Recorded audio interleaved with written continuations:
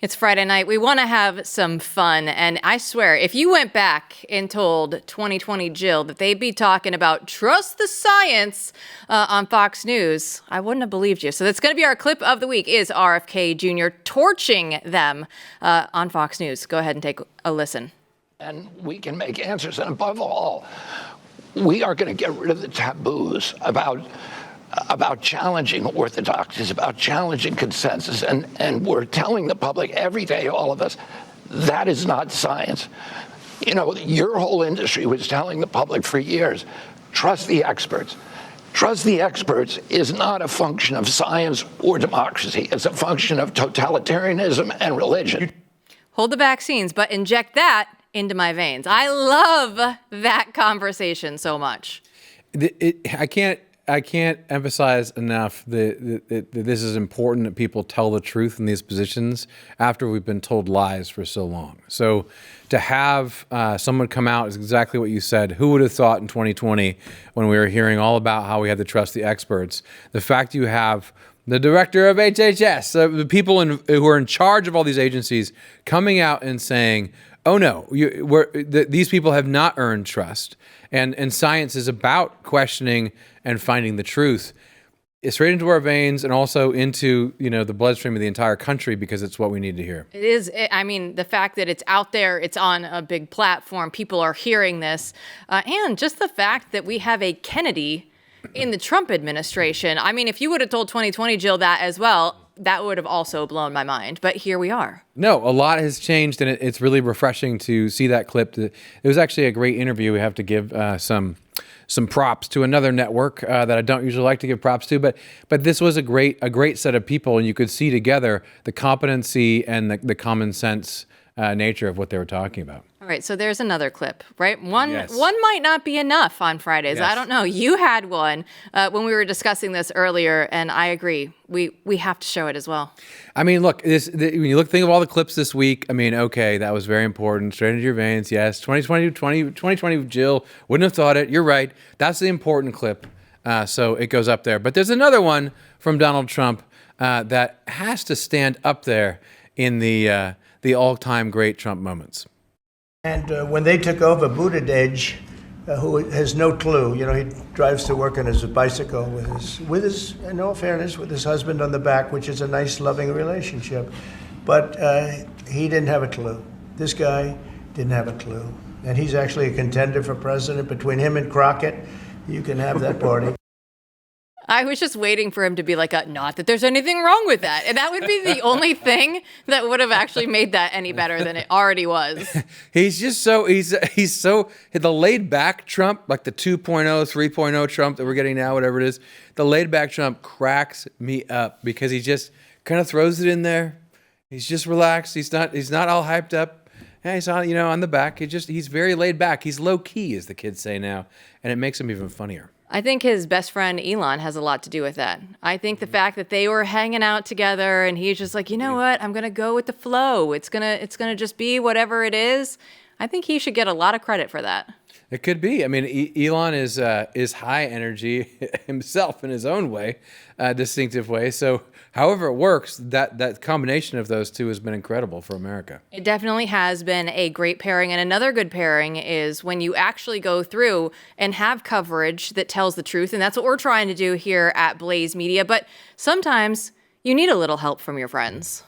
Yeah. So something really interesting is happening now that I want to talk to all of you about, share with you. It's great. And I think it's also essential if we're going to speed run saving the Republic in the next 3 years and setting up hopefully for more, but we don't have a lot of time, right? And there's a lot of untruth. There's a lot of lies that have been spread throughout America for many years now. And there's a lot of injustices that were committed by the United States government under the previous administration. And so in order to get to the truth, here's the thing. I've been telling you night after night, look, you got to give them some grace because government is slow. It's very complicated. There's not like file folders of all the information you need, just at the ready. And so you got to give people time and the benefit of doubt to get the information out there so that we can start learning the truths of some of these mysteries that we're begging the administration for transparency on. And then also some people need to be brought to justice, right? And that takes a long time, and you have to build a case, and there's all kinds of different legal or administrative procedures that you have to go through. So how do you speed run saving the republic? How do you accelerate that process? Let me tell you, there's an easy way that I'm partial to, and Jill's partial to, and I think you are too, and that is you go to the media that is willing to tell the truth and let them help you as you help them tell America what actually happened and what's going on. So this is the reason for the best sorts of leaks that politicians and bureaucrats have used since time immemorial. You get that leak out there because it gets things done. It does go right into the bloodstream of the people. Everyone sees what's going on, and it helps create policy change or some kind of social good. So this is the kind of thing that is now potentially right there for the Trump administration, because you do have organizations like Blaze Media that are growing, that have increasingly better coverage of things.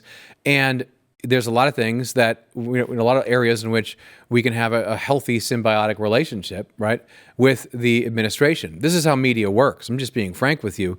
Of course, if you have too close of a relationship with any administration, you will just become a mouthpiece and a puppet. But the way that news works is because of the interchange of information between newsmakers and those who are propagating the news on the airways.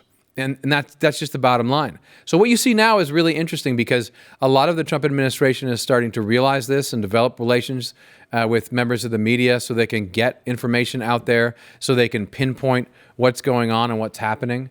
And I think there's going to be a lot of that moving forward. Steve Baker, earlier on in the show, talked about this in regard to Tulsi and DNI and some of the things that they're working on there. And, look, a lot of these people are coming into office in different agencies and departments saying, okay, well, what do we know, right, in order to go down these rabbit trails and figure out what the hell happened at January 6th or the Epstein files, right?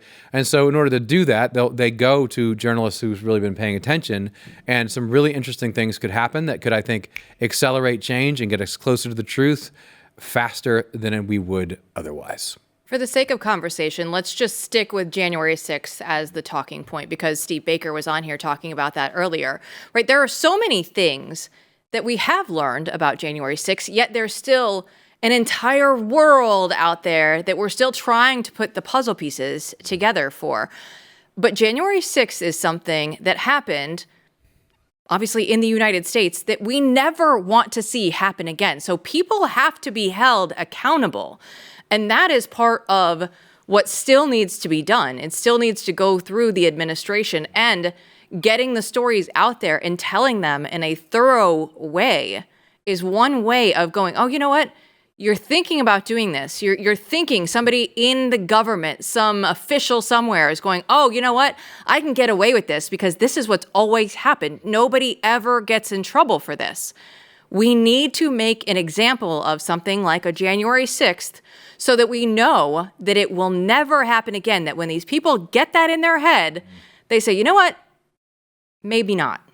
Yeah, that's a big part of it, because they have to know that they will be punished. Otherwise, it will happen again. And we only have a limited amount of time to figure out what happened and hold people accountable. So I just coming right off of your point, one of the best things that media can do is bring justice when legal remedies don't apply. What I mean by that is sometimes you can't get Al Capone on murder charges, right? I mean, you can't get the bad guy legally.